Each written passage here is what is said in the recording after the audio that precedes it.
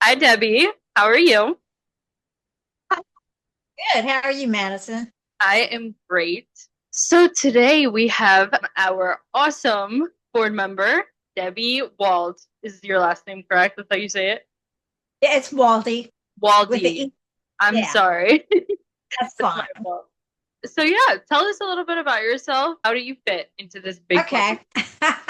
Well, I'm Angela's mother, Brianna's grandmother, as a matter of fact, and I've been a nurse for mm, 46 years, and that's pretty much, I hate to say it, but that's pretty much it.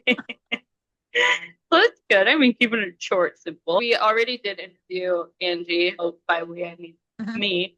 I kind of want to know, just from bird's eye view, what was she like as a kid? How was she Angie? growing up? Yeah. Oh my goodness gracious.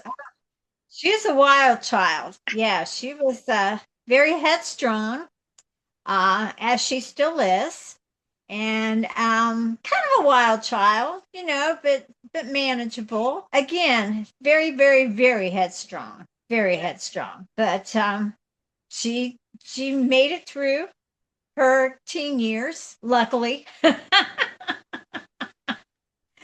The worst part was she started smoking cigarettes from the time she was, I don't know how old she was, very, very young. And that hasn't changed. But she's always been kind of a go-getter. At one point, now she probably will never admit this, she was so into Barbie dolls. It was crazy. And I No, would have she'll never never thought admit that that. she'll never admit that. But it was really crazy. But she had a little Barbie corner in the house where all of her Barbie everything.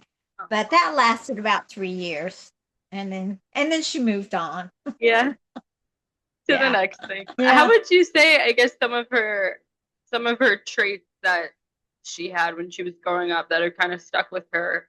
How would you say that those have led, or assisted in her success with Brianna Second Chance? Well, I hate to keep reiterating, but I do think is being headstrong. Also, always been one of those people who someone was at a vulnerable time in their life, she would always try to support them Mhm. and try to be on their side. If she'd have friends that I would question, there'd always be a reason why she needed to be their friend because no one else was, or whatever the case may be. But yeah, she was one of those type of kids. Yeah, yeah. You can see she's definitely carried that on. Yeah, she's definitely carried that along with her. Yeah. Okay, well, we'll move on from, blowing her head up about Yeah, how awesome she is. So tell us a little bit about you. You said you've been a nurse for 40 years, you said? 46. Wow. Yes. Long What time.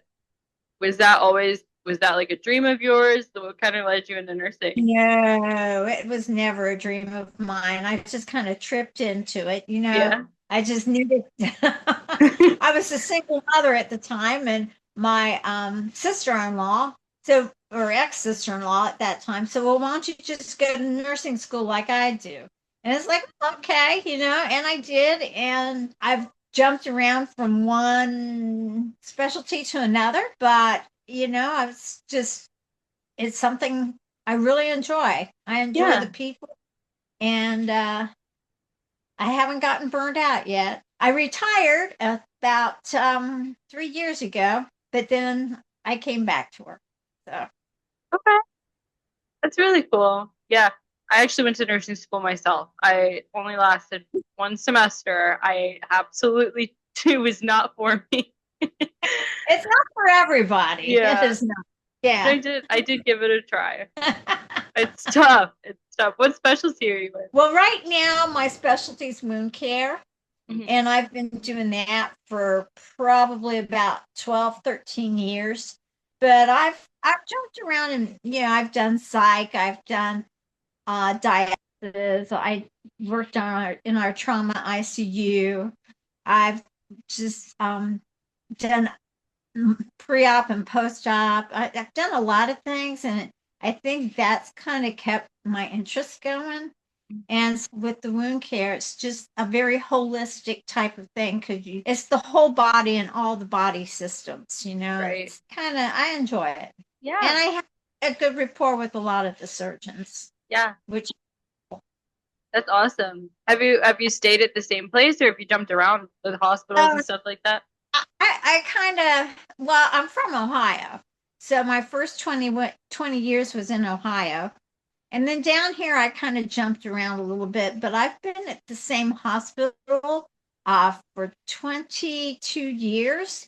And I've done extra, like I've gone to other hospitals doing extra work and everything. Oh So wow. That's it's, awesome. That's yeah. really cool. Definitely, like you said, keeping the interest, like changing around because Yeah. sometimes you necessarily don't see the same thing every day, but sometimes it can get repetitive if you're in the same specialty. So Oh, jumping yeah. around definitely helps for sure. That's what I like. I always on the move. Yeah, yeah. That's awesome. Angie did tell me that you have some things to say about the dangers of energy drinks. She said that that's one of your things that you're pretty passionate about. Well, you know, yeah, we see a lot of people. It's a combination of energy drinks and cocaine, honestly. We've seen a lot of young people coming through in the last, not so much recently, but in the past 10, 15 years, a lot of younger people coming through with heart attacks from either usually cocaine, but also cocaine mixed with the energy drinks. And it just, by the time they get to us, they get revived maybe, but their brains are just gone.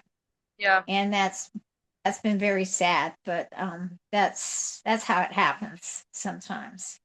yeah, Especially, down here for a while there was a lot of drug rehab places, and people would send their family members here for the drug rehab, and that didn't work out so well. Um, they go get out of drug rehab and then they go back to the cocaine and all the other stuff, and took the same amount that they took prior to going to rehab. So that's when they end up with a cardiac arrest and just brain dead. yeah. And I know you said when you said young people, how young are you seeing like things like this happen? Anywhere in their 20s to 30s, and maybe a few in their early 40s. Yeah, And then when people get older, like we've seen a few people in their 60s and 70s. Why? I don't know. I mean, you would think by that time they'd have it a little bit more together. But even then, they come in stroked out because of the high amount of energy drinks, and in combination with, usually cocaine is the thing that gets the heart all revved up with it too. So, and some of them, most of them don't pull through so well. They, hmm, again, just brain dead. yeah. If you could describe what's kind of happening in the body when you're mixing the energy drinks, the cocaine, or either or, just Oh, what does that cause your heart to do? your heart goes way too fast, and it just gives out. It goes an arrhythmia if it gets too fast, and the electrical conductivity, it doesn't work right, and it goes into what we call VFib arrest, which is ventricular fibrillation, or ventricular tachycardia. It just goes in a heart rate of over 160, 170, all the way up to 200, and your heart just can't beat like that. And then sometimes, if especially the older people who are maybe more prone to strokes anyway, that it'll blow the blood vessel in your brain, and you'll have a hemorrhage in your brain that affects your whole outcome. Yeah, yeah, it sure does. And it's interesting to kind of see the marketing of energy drinks and their availability. And it is Yeah. anyone can go get an energy drink from the gas station and it's think it won't happen to you kind of thing. So Oh, well, we always think it won't happen to us, but yeah. Exactly. Yeah. So it's definitely very interesting. I mean, even my younger brothers they were 12, 13 drinking like the YouTubers energy drinks that came out. And Oh my. I was like, goodness, you guys do not need to have the fridge filled with this stuff. You guys aren't struggling with staying awake or anything like that. So I just found it interesting just how much it's marketed towards, Yeah, it's available to anyone. Anyone can go get it. yeah, and it's crazy how quickly too that it can really cause a huge effect on that. Absolutely. Okay, so I kind of wanted to get into a little bit of your involvement with the organization. Were you involved in the beginning of this? Was it kind of something that you and Angie did together? Did you take a bigger And part later on? I don't really play a very big part. When she started it, she needed people to be on the board Hmm. to, so that we could vote and do what was needed to make this a nonprofit. And so that's how I got involved. I have gone with her to a couple of the presentations that she had done. I can't remember what they were. There's something in Orlando that I went with her to and helped her speak there. And because we kind of live, I don't know, about 3 or 4 hours apart, I haven't usually done a lot Hmm. physically. She's done really most of the work, Yeah. to be honest. And I put in my vote and my opinions, but she's the one that's done the vast majority of the work. Yeah. Yeah. So my input is very, I hate to say it, but it is kind of minimal. Well, it's important. You always want to know what your mom has to say. I'm still the same way. I will always want to know what my mom has to say until I'm 70, 80 years old. I'll probably still be trying to ask her how she feels. So I am the same exact way. When I spoke with Angie, we did kind of get into a little bit of the circumstances surrounding Brianna's death. So I kind of want to talk about, of course, whatever you're comfortable talking about in regards to that. I know she's very open about it, but I don't want to, push any boundaries. So I know obviously it was very extremely heartbreaking for the two of you. It was totally unexpected. Yeah. So it was very hard because it was unexpected. The sad part was, I mean, when she first got out of prison, she was doing really good. She was really happy. She was enjoying life. She was first a waitress, and then she decided she could make more money at the bar, which was, yeah, she probably could make more money at the bar, but she got caught up in drinking, and then she got caught up with friends and they were drinking and obviously doing whatever they were doing. Taking this back to when people go to drug rehab and they come out, you're pretty much drug naive.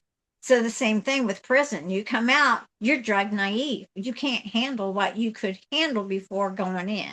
Right. And every now and then something will come up and we'll still say, oh, remember when Bree did this or Bree did that. She was very enjoyable to be around. Mm-hmm. And she was also good about keeping secrets.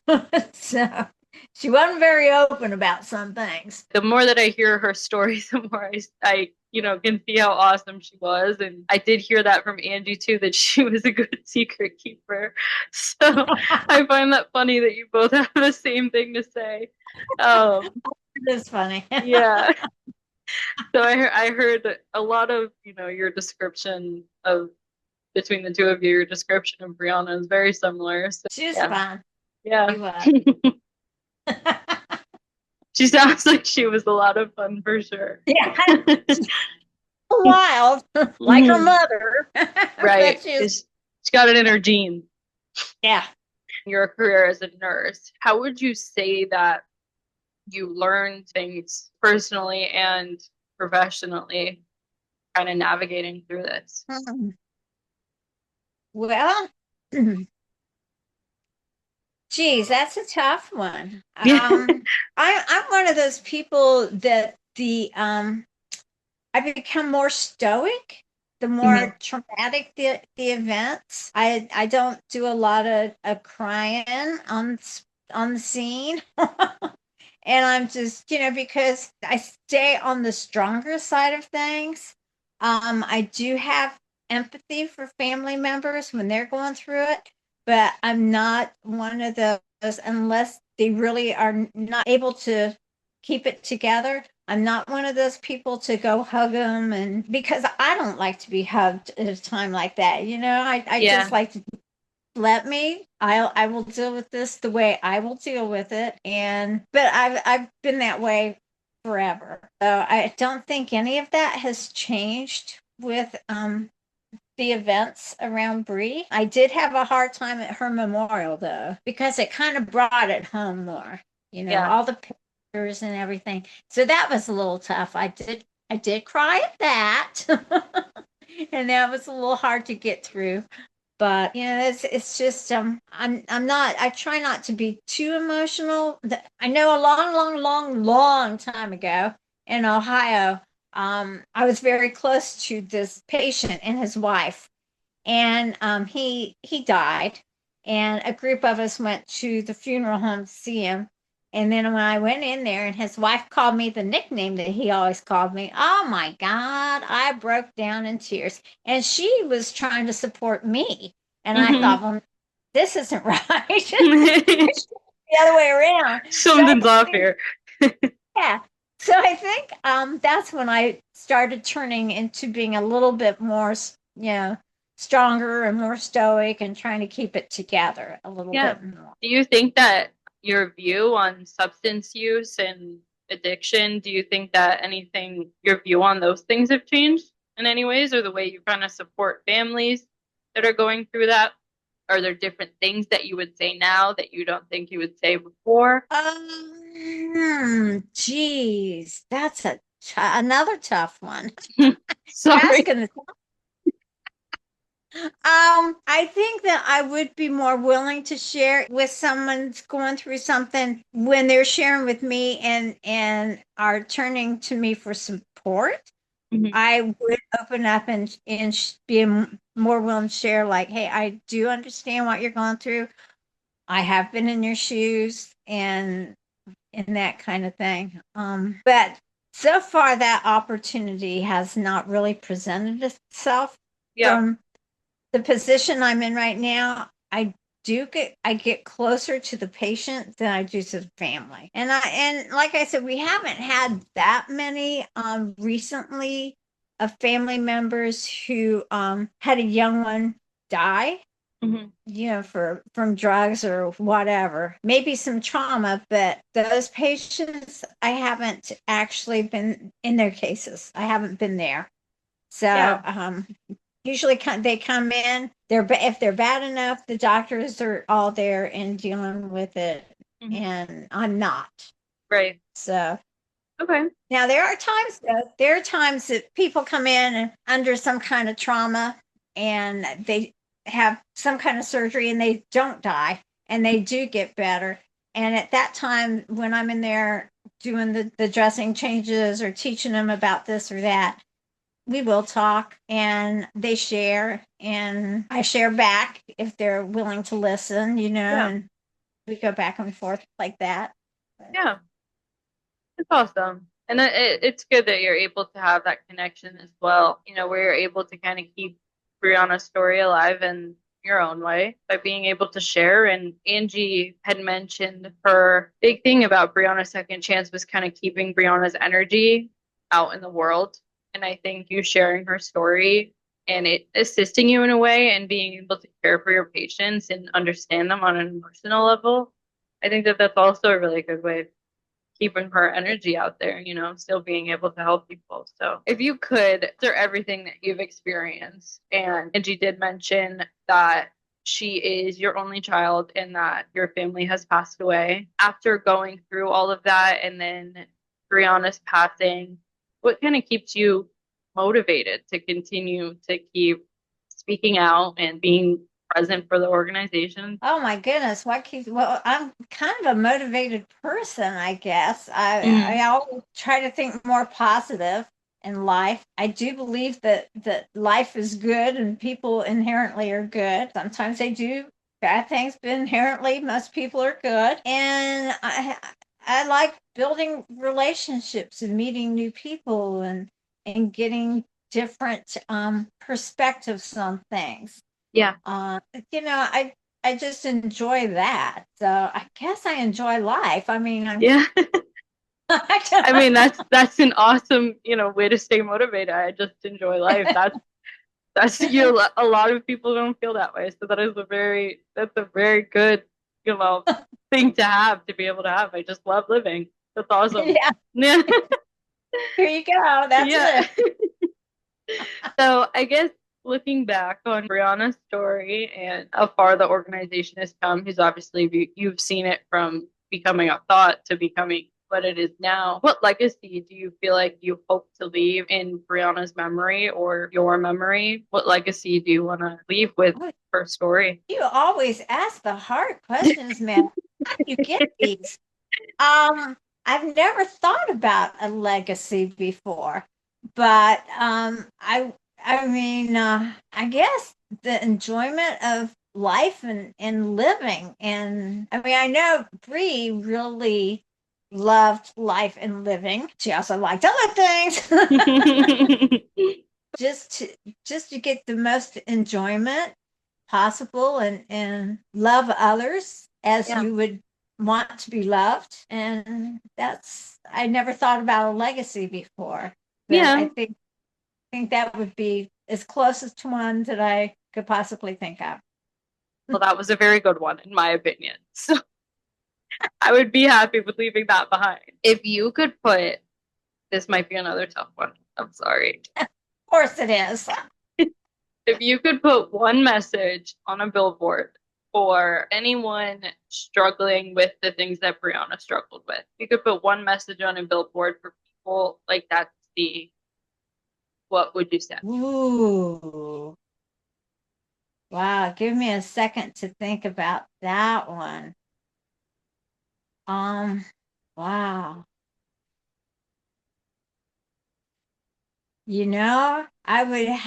I'd have to use three big words, and there is hope, Yeah. and don't give up. And then have down there somewhere a 1-800 number to call, you know.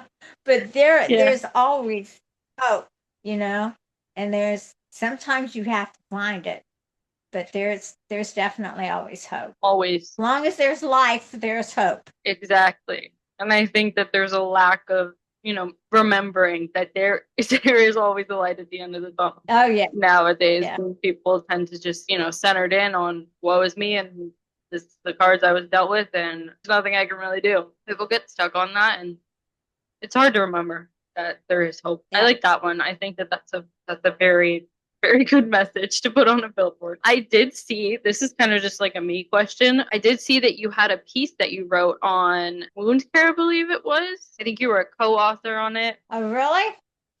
Yeah. Ah, I probably got included. I have a colleague Mhm. who was my mentor getting into wound care. And she's the reason why I had to go to this hospital, work for a while, and that hospital, work for a while, because she was jumping around and she, you know, Gotcha. Yeah. got me roped into everything. Yeah. So yeah, I'm pretty sure that there was something that I was co-authored with her, Hmm. and I can't even remember what it was. I think we might have been working at University of Yeah. Miami. Reducing hospital acquired pressure ulcers and incontinent associated dermatitis by implementing a skincare program in critical care. Yeah, well, go.